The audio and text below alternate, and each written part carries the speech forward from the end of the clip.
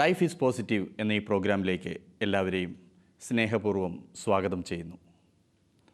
നാം ഇതുവരെ കണ്ടത് നിരവധി അൽമായ വ്യക്തിത്വങ്ങളെയാണ്. ഇന്ന് അതിൽ നിന്നെല്ലാം വ്യത്യസ്തമായ ഒരു വ്യക്തിത്വത്തെയാണ് ലൈഫ് ഈസ് പോസിറ്റീവിൽ അവതരിപ്പിക്കുന്നത്. ഒരു ഇടവക. ആ ഇടവകയിലേക്ക്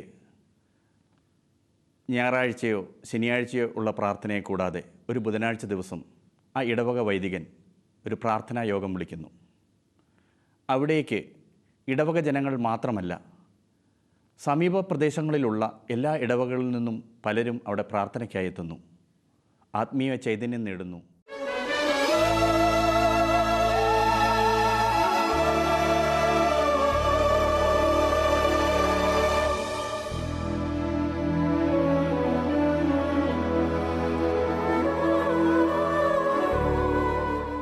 പ്രാർത്ഥനയ്ക്ക് എത്തുന്നവർക്ക് വേണ്ടി ഉപവസിച്ച് പ്രാർത്ഥിക്കുന്ന ഈ വൈദികനെയാണ് ഇന്ന് ഞാൻ പരിചയപ്പെടുത്തുന്നത്. Reverend father Thomas Vazhacharickal. അച്ഛാ, ഈ പ്രോഗ്രാമിലേക്ക് സ്വാഗതം.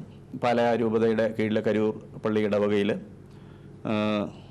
നിരവധി ആൾക്കാർ പറയുകയുണ്ടായി. അച്ഛൻ്റെ അടുത്ത് പോവുകയും പല കാര്യങ്ങളിലും പ്രാർത്ഥനാ സഹായം തേടുകയും അതിനൊക്കെ ഒരു സന്തോഷകരമായ അല്ലെങ്കിൽ ദൈവിക മഹത്വത്തിൽ ഊന്നിയ ഒരു അനുഭവമായിട്ട് അവർക്ക് ഭവനങ്ങളിലേക്ക് തിരികെ വരാനും ഒക്കെ ഇടയായി. എന്തായിരിക്കും ഇത്തരമൊരു അച്ഛൻ്റെ ഒരു ആത്മീയമായ ഒരു കാഴ്ചപ്പാട്? ഇങ്ങനെ ആൾക്കാർ പറയാനും അവർക്കിങ്ങനെ ഒരു അനുഭവം നൽകാനും എന്തെങ്കിലും ഒരു പ്രത്യേകത കാണുമല്ലോ. അത് അച്ഛന് വിരോധമില്ലെങ്കിൽ അതൊന്ന് ഷെയർ ചെയ്യായിരുന്നു. ദൈവവുമായി ബന്ധപ്പെട്ടതും സഭയുമായി ബന്ധപ്പെട്ടതുമായ കാര്യങ്ങളെല്ലാം ജീവൻ നൽകുന്നതാണ്. ഈശോ തൻ്റെ ദൗത്യത്തെപ്പറ്റി പറയുമ്പം സുവിശേഷത്തിൽ 10-ാമത്തെ അധ്യായത്തിൽ 10-ാമത്തെ വാക്യത്തിൽ പറയും, ഞാൻ വന്നിരിക്കുന്നവർക്ക് ജീവൻ ഉണ്ടാകാനും അത് സമൃദ്ധമായിട്ടുണ്ടാകുവാനുമായിട്ട്. അപ്പോൾ ഈശോ ഭൂമിയിൽ ജീവൻ നൽകാനായിട്ട് വന്നു. ഈശോ അതിനുവേണ്ടി അപ്പസ്തോലന്മാരെ തിരഞ്ഞെടുത്തതും സഭയെ സ്ഥാപിച്ചതും. അപ്പസ്തോലന്മാരുടെ ആ ശുശ്രൂഷയിൽ ഒരു വൈദികൻ അവിടെ വൈദികൻ്റെ പക്കലേക്ക് വരുന്നവർക്കെല്ലാം ഈ ഒരു ജീവൻ്റെ അനുഭവം ഉണ്ടാവണം. അത് ഈശോ അപ്പസ്തോലന്മാരെ പറഞ്ഞയക്കും പറയുന്നവർ നിങ്ങൾക്ക് ദാനമായി കിട്ടി, നിങ്ങൾ ദാനമായിട്ട് കൊടുക്കുക. അതൊരു വൈദികനിലൂടെ ദൈവം ദാനമായിട്ട് നൽകുന്ന ഒരു അനുഭവമാണ്. ആ ഒരു അനുഭവം ആൾക്കാർക്ക് ഒരു ശുശ്രൂഷയിലൂടെ ലഭിക്കുമ്പം അവർക്ക് അവിടെ വീണ്ടും വീണ്ടും വരാനുള്ള താല്പര്യം ഉണ്ടാവും. കാരണം അവിടെ വരുമ്പോൾ അവർക്ക് അവിടെ തളർച്ചകൾ മാറുന്നു, ആശ്വാസം കിട്ടുന്നു, വെളിച്ചം കിട്ടുന്നു. ഞായറാഴ്ചകളിൽ ശരിയാണ്, ഇടവകാംഗങ്ങൾ ദേവാലയത്തിൽ വരികയും അല്ലെങ്കിൽ തിരുനാളുകളുള്ള സമയങ്ങളിൽ ദേവാലയത്തിൽ വരികയും ചെയ്യും. പക്ഷേ ഈ ഒരു ബുധനാഴ്ചയിലെ ഒരു പ്രത്യേക പ്രാർത്ഥന അച്ഛൻ അവിടെ സംഘടിപ്പിച്ചിരിക്കുന്നു. അവിടെ ഈ ഇടവകങ്ങളല്ലാത്തവരും, അതാണ് കൂടുതൽ എനിക്ക് ഒരു ആകർഷണം തോന്നിയത്. എന്തുകൊണ്ടാണ് ഈ ഇടവക ജനം അല്ലാത്ത ആൾക്കാരും അവിടേക്ക് വരികയും ഒരു ദിവസം മുഴുവൻ പ്രാർത്ഥനയിലാവുകയും ചെയ്യുന്ന ഒരവസ്ഥ? അപ്പോൾ ഇതിന് അച്ഛൻ എന്തെങ്കിലും ഒരു പ്രത്യേക തയ്യാറെടുപ്പോ അല്ലെങ്കിൽ അച്ഛന് പേഴ്സണലായിട്ട് എന്തെങ്കിലും ഒരു പക്ഷേ എനിക്ക് തോന്നുന്നു മറ്റ് വൈദികർക്കും അതൊരു മാതൃകയാവാം. പേഴ്സണലായിട്ട് എന്തെങ്കിലും തയ്യാറെടുപ്പെടുത്തുന്നുണ്ട്? തീർച്ചയായിട്ടും ഓരോ ദിവസത്തെ ശുശ്രൂഷയ്ക്കും പ്രത്യേക തയ്യാറെടുപ്പ് ഉണ്ട്. അത് ഇടവക ദേവാലയത്തിൽ തന്നെ ബുധനാഴ്ച ശുശ്രൂഷ തലേ ദിവസം ചൊവ്വാഴ്ചകളിൽ രാവിലെ 8:30 മുതൽ രാത്രി 8:30 വരെ 12 മണിക്കൂർ സമയം വിശുദ്ധ കുർബാന എഴുന്നള്ളിച്ച് വെച്ച് ഇടവകങ്ങളായിരിക്കുന്നവർ പല ഗ്രൂപ്പുകളായിട്ട് തിരിഞ്ഞ് വന്ന് ഇരുന്ന് മാധ്യസ്ഥ പ്രാർത്ഥന നടത്തി അങ്ങനെ ഒരു ഒരുക്കമുണ്ട്. അതിനു പുറമെ ഞാനും ആ ഒരു ദിവസം മറ്റൊന്നിനും പോകാതെ ഉപവാസം എടുത്ത് പ്രാർത്ഥനയിലും വചന ചിന്തയിലുമായിട്ട് വേറെ മാറിപ്പോയി ഇരുന്ന് അങ്ങനെ ചെലവഴിക്കുന്നുണ്ട്. അങ്ങനെയുള്ള ഒരു പ്രാർത്ഥനയുടെ ഒരുക്കത്തിലാണ് ബുധനാഴ്ച ശുശ്രൂഷ നടത്തുന്നത്.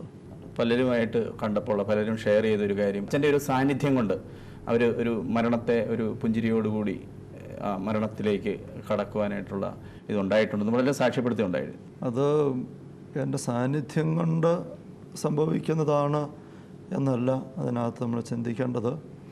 ഞാൻ ആദ്യം സൂചിപ്പിച്ചതുപോലെ ഈശോ വന്നത് ജീവൻ ഉണ്ടാകാനായിട്ടാണ്. ഇപ്പോൾ മരണാസന്നനായി കിടക്കുന്ന വ്യക്തി സാധാരണ രീതിയിൽ ചിന്തിക്കുന്നത് തൻ്റെ ജീവൻ അവസാനിക്കാൻ പോവുകയാണെന്നാണ്.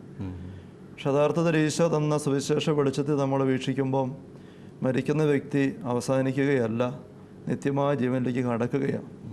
അതേപ്പറ്റിയുള്ളൊരു വെളിച്ചമില്ലാത്തത് കൊണ്ടാണ് മരണത്തെപ്പറ്റി ഓർക്കുമ്പോൾ മാനസിക അസ്വസ്ഥത വരിക. പല വിശുദ്ധരെ പറ്റി നമ്മൾ ചിന്തിക്കുമ്പം മരണത്തിൻ്റെ നിമിഷങ്ങൾ വരുമ്പം അസിസി പുണ്യവനൊക്കെ പാട്ടുപാടി സഹോദരി മരണമേ വന്നാലും എന്ന് പറഞ്ഞ് സന്തോഷം കൊണ്ട് അടുത്ത് നിന്നത് മറ്റു മുറിയിലെ ആൾക്കാരൊക്കെ മരിക്കുന്ന ആളുടെ മുറി ഇത്രയും പാട്ടും ബഹളവും വേണമെന്ന് ആശ്ചര്യപ്പെടാൻ മാത്രം പോലും അത്ര സന്തോഷമായിട്ടാണ്. അനേക വിശുദ്ധരുടെ അനുഭവം അങ്ങനെയാണ്. കാരണം അവർക്ക് ഈ മരണത്തിനപ്പുറമുള്ള ജീവൻ്റെ അനുഭവത്തെപ്പറ്റിയുള്ള വ്യക്തതയുണ്ടായിരുന്നു. അപ്പോൾ മരണാസന്നനായി കിടക്കുന്ന ഒരു വ്യക്തിയെ കാണാനായിട്ട് പോകേണ്ടി വരും, പ്രാർത്ഥിക്കേണ്ടതായിട്ട് വരുമ്പം എനിക്കെപ്പോഴും തോന്നിയിട്ടുള്ളത് ഈ ഒരു ജീവൻ്റെ ആ ഒരു മനോഹരമായ കിട്ടാൻ പോകുന്ന അവസ്ഥയെപ്പറ്റി അവർക്ക് ബോധ്യം കൊടുക്കുക എന്നുള്ളതാണ്. ആ ബോധ്യം കിട്ടിക്കഴിയുമ്പോൾ അവർക്ക് മനസ്സിലാകും തങ്ങളൊരു ദുരന്ത അല്ലെങ്കിൽ ഒരു ഇരുട്ട് കുഴിയിലേക്കല്ല പോകുന്നത്. അപ്പോൾ ആ അവസ്ഥ ഒരു പക്ഷേ അവർക്ക് അവരുടെ ജീവിതത്തെപ്പറ്റി നോക്കുമ്പോൾ പാപങ്ങളുണ്ടായിട്ടുണ്ട്, പോരായ്മ ഉണ്ടായിട്ടുണ്ട്, വിഷമം ഉണ്ടായിട്ടുണ്ട്, അല്ലെങ്കിൽ ആയിരിക്കേണ്ട പോലെ ആയിരുന്നിട്ടുള്ള ജീവിതം, അങ്ങനെയുള്ള ഒരു അസ്വസ്ഥത ഉണ്ടാവും. അങ്ങനെ വരുന്നിടത്ത് ഞാനൊരു വൈദികനായതുകൊണ്ട് എനിക്ക് അവരുടെ തെറ്റുകൾ ഓർമ്മിപ്പിച്ച് മനസ്സിലേക്ക് കൊണ്ടുവരിപ്പിച്ചിട്ട് അതേപ്പറ്റി അനുതാപം ഉളവാക്കത്തക്ക രീതിയിൽ വചനത്തിൻ്റെ വെളിച്ചം കൊടുത്ത് കഴിയുമ്പം അത് ഏറ്റു പറയാൻ അവസരം കൊടുത്തിട്ട് അത് പാവം മോചിക്കാനായിട്ട് എനിക്ക് സാധിക്കുന്നു, ഞാനൊരു വൈദികനായതുകൊണ്ട്. അപ്പോൾ പാവമോചന ആശ്രയം കൊടുത്തു കഴിയുമ്പോൾ അവർ തിരിച്ചറിയും അവരുടെ പാവത്തിൻ്റെ ഭാരമെല്ലാം പോയി. പിന്നെ അവർക്ക് മരണത്തിലേക്ക് നോക്കി അതിനപ്പുറത്തോട്ട് കിടക്കാനായിട്ടും ബുദ്ധിമുട്ടൊന്നുമില്ല. ഞാൻ ഒരിക്കൽ ഇടവകയിൽ ക്യാൻസർ ബാധിച്ച് സുഖമായിട്ടിരുന്നൊരു വീട്ടമ്മയെ വളരെ ക്യാൻസർ കൂടിയ അവസ്ഥയിൽ വീട്ടിൽ പോയി കാണാൻ ഇടവന്ന സംഭവം ഓർക്കുക. ആ സഹോദരി, ഒരു 50 വയസ്സുള്ള സഹോദരി, അവർ 1-2 വർഷമായിട്ട് ക്യാൻസറായിരുന്നു. പിന്നെ അതെല്ലാം കുറഞ്ഞ് അസ്വസ്ഥമായിട്ട് കഴിയുന്നു. പക്ഷേ അവസരം വന്നപ്പോഴത്തേക്കും വീണ്ടും അസുഖം റിക്കവർ ചെയ്തു, വല്ലാത്ത അവസ്ഥയായി. പക്ഷേ ഡോക്ടർമാർ കൃത്യമൊന്നും തെളിച്ച് പറഞ്ഞില്ല, കുഴപ്പമില്ല എന്നൊക്കെ പറഞ്ഞിരിക്കുക. പക്ഷേ ഇവക്കൊന്നും പറ്റുന്നില്ല. ആ അവസ്ഥ ഞാൻ അവരെ വീട്ടിൽ ചെല്ലുമ്പം എനിക്കിത് കണ്ടപ്പോഴേ എൻ്റെ ഉള്ളിൽ തോന്നിയത് ക്യാൻസർ വീണ്ടും മൂർച്ഛിച്ച് മരണകരമായ ഒരവസ്ഥ വന്നിരിക്കുന്നത്, ചികിത്സയൊന്നുമില്ല.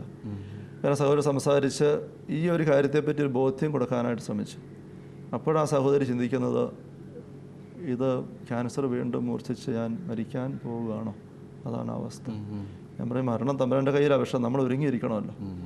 ആ ഒരു ബോധ്യം കൊടുത്ത് ആ സഹോദരി ആ ചിന്തയെടുത്തു. അതോടുകൂടി ആ സഹോദരിക്ക് ഒത്തിരി ഫ്രീ ആകാൻ തുടങ്ങി. അപ്പോൾ ഒരു മരണത്തിലൂടെ തമ്പുരാൻ്റെ പക്കലേക്ക് പോകാനുള്ള സമയമായി വരികയാണെങ്കിൽ അതിനുള്ള ഒരു ഒരുക്കം എനിക്കിപ്പോൾ എടുക്കാവല്ലോ. ഞാൻ നല്ലൊരു കുമ്പസാരത്തിന് ഒരുക്കി നല്ലൊരു കുമ്പസാരം കൊടുത്തു. എന്നിട്ട് മാതാവിൻ്റെ ഒരു ഭക്തയായിരുന്നവർ ഈ അസുഖം 50 വയസ്സുള്ളപ്പം ജന്മദിനത്തിന് അവർ ചെയ്ത കാര്യം പറഞ്ഞ് ഞാൻ 50 ജപമാല ചൊല്ലി പ്രാർത്ഥിച്ചു ആ ഒരു ദിവസം. 50 വയസ്സുള്ള ആ ജന്മദിനം തൊട്ട് ആ പിറവിയുടെ ബർത്ത്ഡേയുടെ അന്ന് 50-ാം ജന്മദിനത്തിൻ്റെ ദിവസം അവർ ഒരു പ്രാർത്ഥന യജ്ഞം നടത്തിയത് 50 കൊന്ത ചെല്ലുക എന്നുള്ളതാണ്. ആ ഒറ്റ ദിവസം കൊണ്ട് അങ്ങനെ ചെല്ലും. അത്ര പ്രാർത്ഥിക്കുന്ന ആളാണ്. അപ്പോൾ ഇത്രയും പ്രാർത്ഥിക്കുന്ന ആളെന്തിനാണ് ഇത്ര വിഷമിക്കുന്നത്? അപ്പോൾ അവർ പറഞ്ഞു ഞാനെന്നും പ്രാർത്ഥിക്കുന്നത് എനിക്ക് ഡോക്ടറെ വായത് മോശമായിട്ടൊന്നും കേൾക്കാനിട വരരുത് അസുഖത്തെപ്പറ്റി.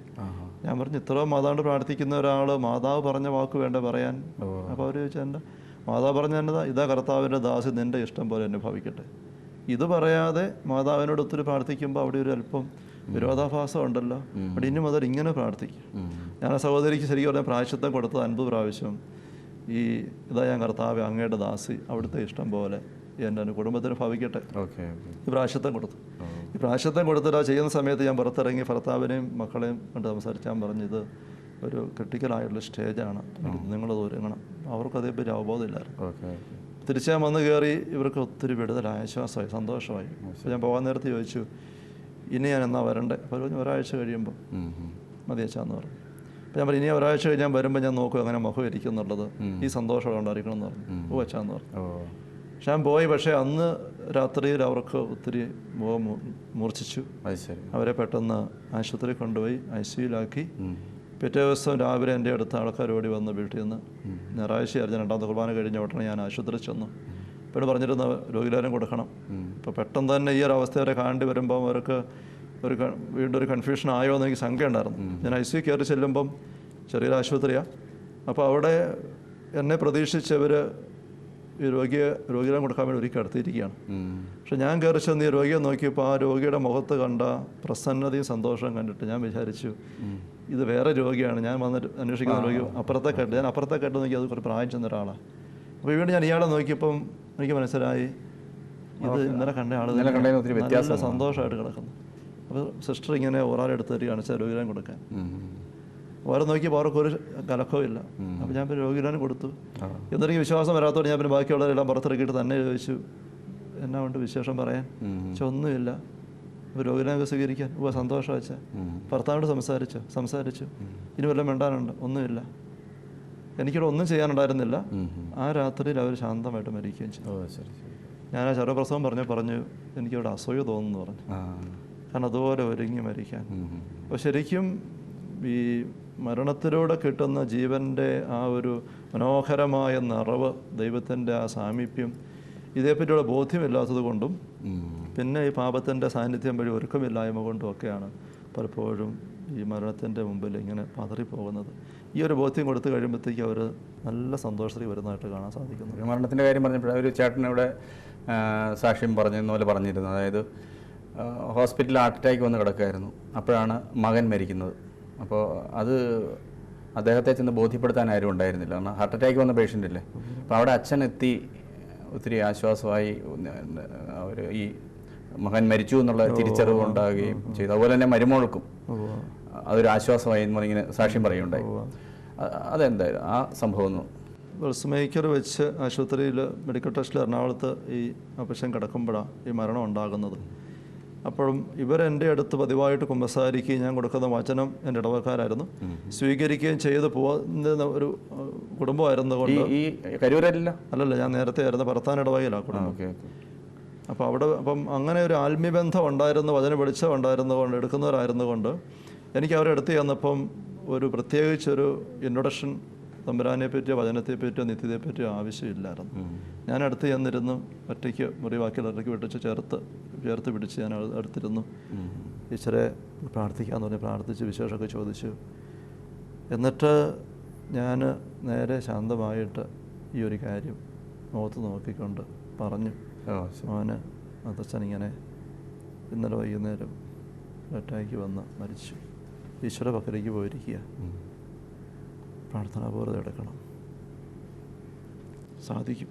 പെട്ടെന്നൊന്ന് ഒന്ന് വിതുമ്പി കണ്ണൊക്കെ നിറഞ്ഞു. ഞാൻ ഇപ്പോൾ തലയ്ക്ക് കൈ വെച്ച് ഒന്ന് കുരിശ് വരച്ച് പ്രാർത്ഥിച്ചു. എന്നിട്ട് വചനത്തിൻ്റെ വെളിച്ചം തന്നെ കൊടുത്തു.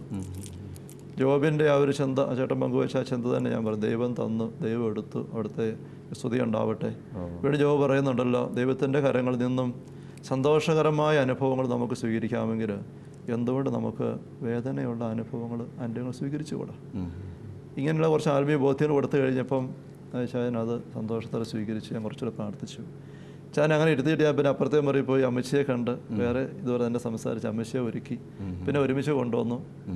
അല്പം കരഞ്ഞു, കുറച്ച് പ്രാർത്ഥിച്ചു. എന്നിട്ട് ഞാനും കൂടെ ഒപ്പം വണ്ടിയൊക്കെ കയറിയിട്ട് ഞങ്ങൾ പ്രാർത്ഥിച്ച് വീട്ടിൽ വന്നു. ഒരു അപ്സെറ്റ് ആകാതെ ഈ ഓപ്പറേഷൻ്റെതായ മറ്റ് ദൂഷ്യങ്ങളിലേക്കൊന്നും പോകാനിട വരാതെ ആ അനുഭവങ്ങൾ മുഴുവൻ കടന്നു പോകാൻ അവർക്ക് സാധിച്ചു. പക്ഷെ അവളോടും ഞാൻ പറഞ്ഞു കൊടുത്ത വചനം വിശ്വാസത്തോടെ സ്വീകരിച്ചു. നമുക്ക് വിശ്വാസം ഉള്ളവർക്ക് പ്രത്യാശ കൊടുക്കാൻ എളുപ്പമാണ്. നമ്മൾ വചനത്തിൻ്റെ ബോധ്യം എടുത്തു പോകുന്നവരെ പെട്ടെന്നൊന്ന് താങ്ങി പിടിച്ചാൽ അവരപ്പോഴേ കരുത്തിലേക്ക് വരുന്നത് കാണാൻ സാധിക്കും. അതില്ലാതെ പോകുന്നവരെ നമ്മൾ കുറച്ചുകൂടെ നമ്മൾ അടിയെ കെട്ടിക്കയറേണ്ടതായിട്ടുണ്ട്. പ്രധാനം ഇടവിയിൽപ്പെട്ട കുറ്റിയാനിക്കൽ തൊമ്മച്ചൻ. ഇത് എൻ്റെ അടുത്തിരിക്കുന്നത് എൻ്റെ ഭാര്യ ഏലുക്കുട്ടി. ഇതിനപ്പുറേ ഇരിക്കുന്നത് എൻ്റെ മരുമകൾ മറിയമ്മ. എനിക്ക് 1961 ഒരു അറ്റാക്ക് ഉണ്ടായി. 66 അത് ബൈപ്പാസ് ചെയ്തു. 2002 പേസ് മേക്കർ വെച്ചു. ആ സമയത്ത് എൻ്റെ രണ്ടാമത്തെ മകൻ 2 ദിവസം മുമ്പ് എന്നെ കാണാൻ വന്നതായിരുന്നു. ഒരു രാത്രി പെട്ടെന്ന് അറ്റാക്ക് ഉണ്ടായി മരിച്ചു. എനിക്ക് 10 ദിവസം കഴിഞ്ഞ് എന്നെ ഡിസ്ചാർജ് ചെയ്യുകയുള്ളായിരുന്നു. അപ്പോൾ എൻ്റെ മക്കൾക്കും മറ്റാർക്കും എന്നോട് ഇത് വിവരം പറയാൻ മടിയായിരുന്നു. അപ്പോൾ ബഹുമാനപ്പെട്ട വാഴയാരിക്കൽ അച്ഛൻ ഞങ്ങളുടെ ഇടവക വികാരിയായിരുന്നു. അച്ഛനാണ് വന്ന് എന്നെ ഇവിടെ ഈ വിവരം പറഞ്ഞ് എന്നിട്ട് അച്ഛൻ എന്നോട് പറഞ്ഞു, ജോബ് പറഞ്ഞതുപോലെ ദൈവം തന്നു, ദൈവം എടുത്തു, ദൈവത്തിന് സ്തുതി. അങ്ങനെ പല പ്രാവശ്യം പറയാൻ പറഞ്ഞു. ഞാനങ്ങനെ പല പ്രാവശ്യം ഏറ്റു പറഞ്ഞു. എനിക്ക് വളരെ ആശ്വാസമുണ്ടായി. അന്ന് തന്നെ എന്നെ ഡിസ്ചാർജ് ചെയ്തു. വീട്ടിൽ പോയി എൻ്റെ മകനെ കാണുന്നതിനും അവൻ്റെ ശവസംസ്കാരത്തിൽ പങ്കെടുക്കുന്നതിനും സാധിച്ചു. പിന്നെ ഇപ്പോൾ ഇടയിലെ എല്ലാ ശുശ്രൂഷകളിലും ദിവ്യബലിയിലും ഞാൻ സംബന്ധിക്കുന്നുണ്ട്. ഇടവയിലെ വികാരിച്ചൻ്റെ അടുത്ത് കുമ്പസാരിക്കുന്നുണ്ട്. പിന്നെ ചില പ്രയാസങ്ങളും ബുദ്ധിമുട്ടുകളും മാനസിക സംഘർഷങ്ങളും ഒക്കെ ഉണ്ടാകുമ്പോൾ കരൂർ ഇടവയിൽ ചെന്ന് ബഹുമാനപ്പെട്ട വാഴയാരിക്കൽ അച്ഛൻ്റെ അടുത്ത് കുമ്പസാരിക്കുകയും അച്ഛൻ്റെ ബുധനാഴ്ചത്തെ ശുശ്രൂഷയിൽ പങ്കെടുത്ത് സ്തുതിക്കുകയും അതിൽ നിന്ന് എനിക്ക് വളരെയധികം സമാധാനവും ലഭിക്കുന്നുണ്ട്. എൻ്റെ പേര് മറിയമ്മ. 2002 എൻ്റെ ഹസ്ബൻഡ് മരിക്കുന്നത്. ഹസ്ബൻഡ് മരിച്ചു കഴിഞ്ഞാൽ ആദ്യമായിട്ട് അച്ഛൻ്റെ ധ്യാനം കൂടുന്ന സമയത്ത് പരിശുദ്ധാത്മാഭിഷേക സമയത്ത് ഈശോയും എൻ്റെ ഹസ്ബൻഡുമായിട്ട് ഒത്തിരി നേരം എൻ്റെ അടുക്കൽ വന്ന് വളരെ സന്തോഷത്തോടുകൂടി നിൽക്കുന്നത് ഞാൻ കണ്ടു. ആ ദർശനം കണ്ടതിലൂടെ എനിക്ക് മനസ്സിന് ഭയങ്കര സന്തോഷവും സമാധാനവും ഉണ്ടായി. പിന്നെ ആ സമയത്ത് അച്ഛനുണ്ടായിരുന്നതുകൊണ്ട് എൻ്റെ ഇച്ചാച്ചനും അമ്മച്ചിക്കും മനസ്സിന് ഭയങ്കര സന്തോഷവും സമാധാനവും കരുത്തും കിട്ടി. വലിയ വിശ്വാസത്തിൽ ജീവിക്കാത്തവരെ എങ്ങനെ നമ്മുടെ ഒരു വിശ്വാസ ജീവിതത്തിലേക്കും ഒരു പ്രാർത്ഥനാരൂപിയിലേക്കും കൊണ്ടുവരാൻ പറ്റും? ജീവിതത്തിൻ്റെ യാഥാർത്ഥ്യങ്ങൾ എല്ലാവർക്കും പൊതുവായിട്ടുള്ളതാണല്ലോ. ഉദാഹരണം രോഗം, മരണം. എത്ര നോക്കിയാലും നമുക്ക് നമ്മളെക്കൊണ്ട് തന്നെ കാര്യം ചെയ്യാനായിട്ട് കൈകാര്യം ചെയ്യാനായിട്ട് സാധിക്കാല്ല എന്ന് അറിയുമ്പോൾ ഒരു വ്യക്തി തൻ്റെ ഇല്ലായ്മ തിരിച്ചറിയുന്നത്. ഈശോ തൻ്റെ സുവിശേഷ ദൗത്യത്തിൽ പറയുന്നുണ്ടല്ലോ, Luka 4 ദരിദ്രരെ സുവിശേഷം അറിയിക്കാൻ ഞാൻ വന്നിരിക്കുന്നത്. അപ്പം നമ്മുടെ ദാരിദ്ര്യാവസ്ഥ നമ്മൾ തിരിച്ചറിയുകയാണ്. ഒരു രോഗത്തിൻ്റെ നടുവിൽ ഒരു അപകടം ഉണ്ടാകുമ്പം, മരണം അടുത്ത് വരുമ്പം, ഏറ്റവും പ്രിയപ്പെട്ട വ്യക്തി ഒരുപക്ഷെ ഈ അനുഭവത്തിൽ കടന്നു പോകാൻ വരുമ്പോഴും നമ്മുടെ ദാരിദ്ര്യാവസ്ഥ ഇല്ലായ്മ നമ്മൾ തിരിച്ചറിയുകയാണ്. അപ്പോൾ മനുഷ്യന് തീർച്ചയായിട്ടും ഒരു സഹായത്തിന് വേണ്ടിയിട്ട് നോക്കുന്ന അനുഭവമാണ്. അപ്പോൾ ആ സമയത്ത് തമ്പുരാനെ കാണിച്ചു കൊടുത്താൽ തമ്പുരാൻ ജീവിക്കുന്ന യാഥാർത്ഥ്യമാണ്. ആ സാമീപ്യം അവർക്ക് സ്വീകരിക്കാനായിട്ട് സാധിക്കും. പക്ഷേ ഈ ദാരിദ്ര്യാവസ്ഥ ഇല്ലാത്ത വ്യക്തികളൊക്കെ ദൈവത്തെ സ്വീകരിക്കാൻ എളുപ്പമല്ല. ഈശോ അത് പറഞ്ഞിട്ടുണ്ട്, ദരിദ്ര സുവിശേഷം അറിയിക്കാൻ വന്നിരിക്കുന്നത്. അപ്പോൾ ധനികർക്ക് സമ്പന്നന് സ്വർഗ്ഗത്തിൽ പ്രവേശിക്കുക ദുഷ്കരമാണ് മക്കളെയും തന്നെ ഈശോ തെളിച്ച് പറയുന്നുണ്ട്. ഏതെങ്കിലും തരത്തിലുള്ള സമ്പത്ത് നമുക്ക് ഒരു ആവശ്യത്തിലധികം എന്ന പോലെ പണമാകാം, ഡിഗ്രി ആകാം, കുടുംബബന്ധങ്ങളാകാം, ആരോഗ്യമാകാം, സൗന്ദര്യമാകാം. ഏതെങ്കിലും മേഖല നമുക്കൊരു സമ്പത്ത് നല്ലപോലെ ഉണ്ടെങ്കിൽ അറിയാതെ നമ്മൾ അതിലാശ്രയിച്ച് അങ്ങ് പോകും. നമ്മുടെ കഴിവാണ്, ഇത് മതി, എനിക്കൊന്നിനും കുറവില്ല, ചിന്തിച്ച് പോകും. പിന്നെ എന്തെങ്കിലും തകർച്ചയിലേക്ക് വന്നെങ്കിലേ അവർക്ക് ദൈവത്തെ ചിന്തിക്കാൻ പറ്റുള്ളൂ. പക്ഷെ അങ്ങനെ തകർച്ച വരാതെ തന്നെ ദൈവത്തെ ചിന്തിക്കാൻ സാധിച്ചാൽ അത് വലിയൊരു ഭാഗ്യമാണ്. അപ്പോൾ ഇത് പറഞ്ഞാൽ മറ്റൊന്ന്, ഇപ്പം നമ്മൾ മരണത്തിൻ്റെ പറഞ്ഞു, വിശ്വാസത്തിൻ്റെ കാര്യം പറഞ്ഞു. മറ്റൊന്ന്, ഈ ഒരു കുട്ടിയുടെ ഒരാൾ പറഞ്ഞത്, ഒരു കൊച്ച് നിർത്താതെ കരഞ്ഞു. ഹോസ്പിറ്റലിലേക്ക് പോകുന്ന വഴിക്ക് വണ്ടി ദേവാലയത്തിലേക്ക് തിരിക്കുകയും അച്ഛനെ ഒന്ന് കണ്ടിട്ട് പോകാമെന്ന് പറയുകയും ദേവാലയത്തിൽ എത്തി അച്ഛൻ പ്രാർത്ഥിക്കുകയോ മറ്റോ ചെയ്തപ്പോഴത്തേന് വളരെ ശാന്തതയിൽ കൂട്ടിയിരിക്കുകയും ചെയ്തെന്ന് പറഞ്ഞു. ആശുപത്രി പോകേണ്ടി വന്നില്ല എന്ന്. അതിന് 2 ആഴ്ച മുമ്പ് അതുപോലെ അനുഭവം ഉണ്ടായി, ഞാൻ ഓർക്കുക. ഇടവകൻ തന്നെ ഒരു കുട്ടി ഇതുപോലെ ഒരു സന്ധ്യാസമയത്ത് വല്ലാതൊരു രീതിയിൽ കരയാൻ തുടങ്ങി. അവരത് പല രീതിയിൽ അത് ശമിപ്പിക്കാൻ നോക്കി. പാതിര വരെ അവർ നോക്കിയിട്ട് നടക്കാഞ്ഞിട്ട് പാതിര കഴിഞ്ഞപ്പോൾ ഒരു ഓട്ടോറിക്ഷ വിളിച്ച് അവർ ആശുപത്രി കൊണ്ടുപോകാനായിട്ട് വന്നു. പലരുടെ താഴെ റോഡിൽ കൂടെ വരുമ്പം അവിടെ ഒന്ന് പെട്ടെന്ന് അവർക്ക് തോന്നി അച്ഛനെടുത്ത് പ്രാർത്ഥിച്ചിട്ട് പോകാം. പാതിരയ്ക്ക് അവർ ഓട്ടോ നേരെ പള്ളിക്കിലോട്ട് കയറ്റി. പള്ളിമുറ്റത്ത് കയറി വന്നപ്പോഴേ ഈ കൊച്ചിൻ്റെ കരച്ചിൽ നിന്നു. ഇവരൊന്നും വേറെ ചെയ്തില്ല, പള്ളിമുറ്റത്ത് വണ്ടി നിർത്തിയ കൊച്ചിൻ്റെ കരച്ചിലങ്ങ് നിന്നു. മണിക്കൂറോടെ കരഞ്ഞു കുറച്ചാൽ ഇങ്ങനെ അവർ വന്ന് ബെല്ലടിച്ചു. ഞാൻ വളർന്നു ആരാൻ ചോദിച്ചു, പിന്നെ ആളെന്ന് പറഞ്ഞപ്പോൾ ഞാൻ ഇറങ്ങി ചെന്നു. ഞാൻ ഇറങ്ങി ചെല്ലുമ്പോൾ കാണുന്ന കൊച്ചി ഇങ്ങനെ അപ്പൻ്റെ മടി ഇരുന്നുകൊണ്ട് അച്ഛാ എന്ന് തന്നെ നോക്കി ഇങ്ങനെ വിളിക്കുക.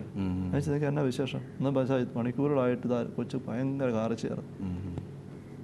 എൻ്റെ പേര് ജോസ് ടോം, ഞാവിളി കാടങ്കാവിൽ. എൻ്റെ ഭാര്യ റോസ്മി, കൊച്ച് ടോമൻ. ഞങ്ങൾ കരൂർ ഇടവകക്കാരാണ്. ദൈവത്തിൻ്റെ വലിയൊരു കൃപ ഞങ്ങളിലോട്ട് ഒഴുകിയത് ഞങ്ങൾ കണ്ട് മനസ്സിലാക്കിയത് ഒരു ഇടവക വികാരിയുടെ ശക്തി എന്താണെന്നുള്ളതാണ്. സഭയിൽ യാക്കോബ് ശ്ലീഹായുടെ ലേഖനത്തിൽ 5-ാം അധ്യായം 14-ാം വാക്യം ഇങ്ങനെ പറയുന്നുണ്ടല്ലോ, നിങ്ങൾ രോഗികളായിട്ടുള്ളവർ സഭയിലെ ശ്രേഷ്ഠന്മാരുടെ അടുത്ത് ചെല്ലട്ടെ, അവർ തൈലാഭിഷേകം കൊണ്ട് നിങ്ങളെ ശിരസിൽ പിടിച്ച് രോഗി സുഖപ്പെടട്ടെ. വിശ്വാസത്തോടെയുള്ള പ്രാർത്ഥന രോഗിയെ സുഖപ്പെടുത്തുമെന്ന്. പ്രിയപ്പെട്ടവരെ, ഞങ്ങൾ അച്ഛൻ്റെ അടുത്തിൽ ചെന്നപ്പോൾ ഒരു ദിവസം വൈകുന്നേരം കുഞ്ഞ് ഭയങ്കര തീഷ്ണമായിട്ട് കരയാൻ തുടങ്ങി. വൈകുന്നേരം 6 മണി മുതൽ രാത്രി 11 മണിയോളം കുഞ്ഞ് ഭയങ്കരമായിട്ട് കരച്ചിൽ, നിർത്താതെയുള്ള കരച്ചിൽ. ശേഷം ഞങ്ങൾ ആശുപത്രിയിലോട്ട് പോകാൻ, കുഞ്ഞിന് എന്തെങ്കിലും അസ്വസ്ഥതയാണെന്ന് ഓർത്തുകൊണ്ട് ആശുപത്രിയിലോട്ട് പോകാനായിട്ട് ഇറങ്ങിയ വഴിക്ക് അമ്മ പറഞ്ഞു, ഏതായാലും പോകുന്ന വഴിക്ക് വികാരിയച്ഛനെ ഒന്ന് കയറി കണ്ടിട്ട് അച്ഛൻ്റെ അടുത്ത് ചെന്നിട്ട് നിങ്ങൾക്ക് പോകാമെന്ന് പറഞ്ഞു. ഞങ്ങൾ ആ വഴിക്ക് പോയ വഴിക്ക് രാത്രിയിൽ അച്ഛൻ്റെ അടുത്ത് ചെന്നു. അച്ഛൻ നല്ല ഉറക്കമായിരുന്ന സമയത്ത് ഞങ്ങൾ വിളിച്ചു. വിളി കേട്ട് അച്ഛൻ പുറത്തിറങ്ങി വന്നു. കുഞ്ഞിൻ്റെ തലയിൽ കൈവച്ച് പ്രാർത്ഥിച്ചു. അച്ഛൻ പറഞ്ഞു വിശ്വാസ പ്രമാണം ഏറ്റു ചൊല്ലി പ്രാർത്ഥിക്കാനായിട്ട്. ഞങ്ങൾ വിശ്വാസ പ്രമാണം ചൊല്ലി പ്രാർത്ഥിച്ചു വിശ്വാസ പ്രമാണം ചൊല്ലിക്കൊണ്ടിരിക്കുന്ന വഴിക്ക് കൊച്ചിൻ്റെ കരച്ചിൽ ശാന്തമായി. കൊച്ച് കിടന്ന് ഉറങ്ങി. അപ്പോൾ അച്ഛൻ ഞങ്ങളോട് ചോദിച്ചു എന്താണ് വീട്ടിൽ സംഭവിച്ചതെന്ന്. വീട്ടിൽ കുറച്ച് ഗസ്റ്റുകളുണ്ടായിരുന്നു. ആ ഗസ്റ്റുകളുടെ ഒരു സമീപനമാണ് കൊച്ചിന് കരച്ചിലിന് കാരണമെന്ന് അച്ഛൻ ഞങ്ങളോട് പിന്നീട് വിശദീകരിച്ചു തന്നു. തിന്മയുടെ സാന്നിധ്യം നമുക്ക് ചുറ്റും ഉണ്ട്. യോഹന്നാൻ തൻ്റെ ലേഖനത്തിൽ എഴുതും, ലോകം മുഴുവനും ദുഷ്ടൻ്റെ ശക്തി വലയത്തിലാണ്. ഈശോയുടെ ഭൂമിയിലെ ദൗത്യത്തെപ്പറ്റി യോഹന്നാൻ സുവിശേഷ ലേഖനത്തിൽ എഴുതുന്നത് പിശാചിൻ്റെ പ്രവൃത്തികൾ നശിപ്പിക്കാൻ വേണ്ടിയിട്ടാണ് ദൈവത്തിന് പ്രത്യക്ഷനായതെന്നാണ്. ഈശോ ഭൂമിയിലേക്ക് വന്നത്, സഭയെ സ്ഥാപിച്ചത് മുഴുവനും പിശാചിൻ്റെ പ്രവൃത്തി ഉള്ളത് കൊണ്ടാണ്. പിശാചിൻ്റെ പ്രവൃത്തി ഇല്ലായിരുന്നെങ്കിൽ പരദീസയിൽ പാപം ഉണ്ടാകുമായിരുന്നില്ല, മനുഷ്യൻ അധപതനം ഉണ്ടാകുമായിരുന്നില്ല, രോഗവും മരണം കടന്നു വരുമായിരുന്നില്ല, ഒരു ദൈവം മനുഷ്യനായിട്ട് അവതരിക്കേണ്ട ഒരു മനുഷ്യ അവതാരം ആവശ്യം ഉണ്ടാകുമായിരുന്നില്ല. അപ്പം സഭയുടെ ശുശ്രൂഷ മുഴുവൻ എപ്പോഴും ഈശോയോട് ചേർന്ന് തിന്മയുടെ ശക്തികൾക്കെതിരെയുള്ള ഒരു പോരാട്ടത്തിൻ്റെ ശുശ്രൂഷയും കൂടിയാണ്. ആ ഒരു മേഖല നമ്മൾ ഈ കുഞ്ഞുങ്ങളുടെ ഇങ്ങനെയുള്ള ഒരു കരച്ചിലുടെയൊക്കെ അനുഭവം ഒരു പള്ളിയിൽ കയറി വരുമ്പം, അല്ലെങ്കിൽ ഒരു പൗരോഹിത്യ അഭിഷേകമുള്ള വ്യക്തിയുടെ കയ്യൊപ്പ് കിട്ടുമ്പം ശാന്തമാകുന്നതിൻ്റെ വിശദീകരണം നമ്മൾ കാണേണ്ടത് അവിടെയാണ്. പിന്നെ അച്ഛൻ പറഞ്ഞല്ലേ, ഈ മാതാപിതാക്കളുടെ ചില പ്രശ്നങ്ങൾ ചിലപ്പോൾ ഈ കുഞ്ഞുങ്ങളിലേക്ക്, അതായത് ആ വീട്ടിലുള്ള എന്തെങ്കിലും ഞാൻ ആ വീട്ടിലെ ആ ഒരു അസ്വസ്ഥയെപ്പറ്റി അവരോട് പിന്നെ സംസാരിച്ചു. ആ കുടുംബങ്ങളെല്ലാവരും നന്നായിട്ട് കുർബാന സ്വീകരിക്കുകയും പ്രാർത്ഥനയ്ക്ക് വരികയും കുമ്പസാരിക്കുകയും കുർബാന സ്വീകരിക്കുകയും ചിട്ടയായിട്ട് ജീവിക്കുന്ന ആൾക്കാർ മാത്രമേ ഉള്ളൂ. അപ്പോൾ ഇത് കഴിഞ്ഞപ്പോൾ ഞാൻ ചോദിച്ചത് എന്നാ പറ്റി വീട്ടിൽ, എന്താ സംഭവിച്ചേ ഇന്ന് പെട്ടെന്ന് ഇങ്ങനെ അസ്വസ്ഥ വരാൻ? അപ്പോൾ അവർ പറഞ്ഞൊരു കാര്യം, ആ ദിവസങ്ങളിൽ അവർക്ക് വീട്ടിൽ പുറത്തുനിന്നുള്ള ഗസ്റ്റ് ഉണ്ടായിരുന്നു, അവരുടെ വീട്ടുകാർ തന്നെയാണ്. അവർ മദ്യം ഉപയോഗിക്കുന്നവരായിരുന്നു. ഇവരത് വിസമ്മതം പറഞ്ഞു, അത് ചെയ്യരുത് ഞങ്ങൾ. പക്ഷെ അവരുടെ രീതിക്ക് മദ്യം വീട്ടിൽ കൊണ്ടുവന്ന് വെക്കുകയും അവരത് ഉപയോഗിക്കുകയൊക്കെ ചെയ്തു. അപ്പം അത് മനസ്സിലാക്കിയപ്പോൾ ഞാൻ പറഞ്ഞു, കാരണം തെരുവ് ഇറങ്ങും പോകണ്ട, മദ്യം എപ്പോഴും കൊല്ലുന്നതാണ്. സർക്കാർ പോലും അത് ഓരോ ലേബലിലും കുറിച്ച് വെക്കുന്നുണ്ട്, ഇത് ഇഞ്ചുറീസ് ടു ഹെൽത്ത്, ആരോഗ്യത്തെ നശിപ്പിക്കുന്നതാണ്, അത് ജീവനെ നശിപ്പിക്കുന്നതാണ്. നശിപ്പിക്കുക എന്നുള്ളത് സാത്താൻ്റെ സ്വഭാവമാണ്. അവൻ വരുന്നത് കൊല്ലാനും നശിപ്പിക്കാനുമാണ്. അപ്പോൾ അവൻ്റെ ഒരു ഉപകരണമാണ്, അവൻ്റെ പാനീയമാണത്. അത് നമ്മൾ എടുത്ത് വെക്കുമ്പോൾ ആ കൂട്ടത്തിൽ തിന്മയുടെ സ്വാധീനം കടന്നു വരും. ഞാൻ നേരത്തെ ആയിരുന്നു ഇടവകയിലൊരു യുവതി ഇങ്ങനെ വല്ലാതെ അസ്വസ്ഥപ്പെട്ട് പ്രാർത്ഥന എടുത്തെടുത്ത് നല്ല നോർമലായിട്ട് ജീവിക്കാൻ ആരംഭിച്ചു കഴിഞ്ഞപ്പം ഒരു പാതിരായിക്ക് എന്നെ വന്ന് വിളിച്ചേൽപ്പിച്ചു ആ വീട്ടിൽ നിന്ന്. അച്ഛാ, ആ കൊച്ചിന് വല്ലാതെ അസ്വസ്ഥയാണ്, അവൾ ബോധം കെട്ട് കിടക്കുകയാണ്, ഇങ്ങനെ ഒത്തിരി ബഹളം ഉണ്ടാക്കിയെന്ന് പറഞ്ഞുകൊണ്ട്. അവിടെ ദയനീയാവസ്ഥ കണ്ട് ഞാൻ രാത്രി തന്നെ ഒരാളെയും കൂട്ടിക്കൊണ്ട് കൊന്നിറങ്ങി അവിടെ വീട്ടിൽ ചെന്ന് ഇവിടെ കണ്ട് പ്രാർത്ഥിച്ചു. എന്നിട്ടൊരു നല്ല ഇതാകുന്നില്ല. അപ്പോൾ ഞാൻ വീട്ടുകാരെ വിളിച്ചിരുത്തി ഓരോരുത്തരും ഞാൻ പറഞ്ഞു ഞങ്ങളെല്ലാത്തും കുമ്പസാരിക്കാൻ പറഞ്ഞു. ഞാൻ അവിടെ വെച്ച് തന്നെ ഓരോരുത്തർ കുമ്പസാരിപ്പിച്ചു. അപ്പോൾ അത് കുമ്പസാരത്തിലേക്ക് വന്നപ്പോഴത്തേക്കും ആ വീട്ടിലെ ഒരു അപ്പനായിരിക്കുന്ന വ്യക്തി പറഞ്ഞു, മാസങ്ങളായിട്ട് ഇവിടെ കുടിയെല്ലാം നിർത്തി ഈ കൊച്ചിൻ്റെ വീട്ടിൽ പ്രാർത്ഥന സഹകരിച്ച് അങ്ങനെ വന്ന് വിടുതലായിരുന്നു. അന്ന് പുള്ളി ഇച്ചിരി കുടിച്ചു, ഒരു മദ്യമായിട്ട് വീട്ടിൽ വന്നിരിക്കുകയാണ്. ഈ മദ്യം കൊണ്ടുവന്നുള്ള വേറെ ഈ പെൺകൊച്ചിന് അറിയത്ത് പോലുമില്ല. ഞാൻ പറഞ്ഞു, എൻ്റെ സഹോദര, അതിപ്പം തന്നെ എടുത്ത് കൊണ്ടുപോയി തല്ലിപ്പൊട്ടിച്ച് കളയുക, കുമ്പസാരത്തിൽ ഏറ്റു പറഞ്ഞു വിടുതൽ വയ്ക്കാൻ പറഞ്ഞു. അത് ചെയ്ത് കഴിഞ്ഞ് പ്രാർത്ഥിച്ച് കഴിയുമ്പോൾ ഈ കൊച്ച് ഫ്രീ ആയി. അപ്പോൾ ഇങ്ങനെയുള്ള അനുഭവം കാണാൻ സാധിക്കും നമുക്ക്. തിന്മയ്ക്ക് അതൊരു അവസരമായിട്ട് മാറുകയാണ്. ഈ ദുഷിപ്പ്, അഴുക്ക് എവിടെയുണ്ടോ അവിടെ ഈശോ പറയും ശവം എവിടെയോ കഴുകാൻ അവിടെ വരും. അപ്പോൾ അഴുക്ക് കിടക്കുന്നിടത്ത് നമുക്ക് തിന്മയുടെ ശല്യങ്ങളെ ഒഴിവാക്കിയെടുക്കാൻ അഴുക്ക് നീക്കാതെ വരുമ്പോഴുന്നത് വിജയിക്കുകയല്ല. സാന്ത്വനസ്പർശമാ സ്നേഹസാന്നിധ്യമാ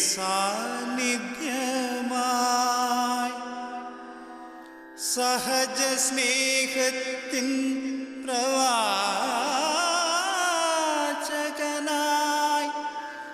എന്നും പുലരിയിലുണരാൻ നിരന്തരം കർമ്മങ്ങളിൽ ചേർന്നലിയാൻ. സമയപരിമിതി മൂലം ഈ എപ്പിസോഡ് ഇവിടെ അവസാനിപ്പിക്കേണ്ടതായി വരുന്നു. ഇതിൻ്റെ രണ്ടാം ഭാഗത്ത് കൂടുതൽ നന്മകളും കൂടുതൽ ആത്മീയ ചൈതന്യവുമുള്ള അനുഭവങ്ങളുമായി നമുക്ക് തിരിച്ചു വരാം. അതുവരെ നന്ദി.